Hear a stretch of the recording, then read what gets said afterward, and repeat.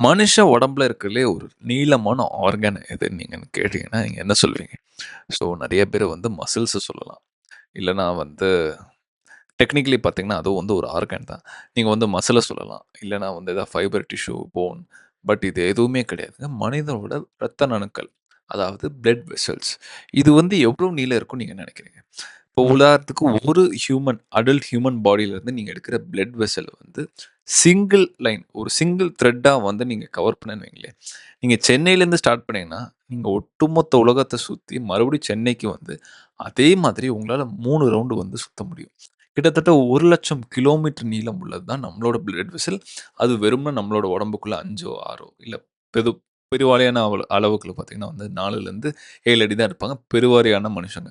So இந்த உடம்புக்குள்ள இருந்து அவ்வளோ 1,50,000 கிலோமீட்டர் உள்ள ஒரு பிளட் வெசல் வந்து இருக்குன்னா, உண்மையிலே நம்ம பாடி தான் வந்து ஒரு மிகப்பெரிய சயின்ஸ்.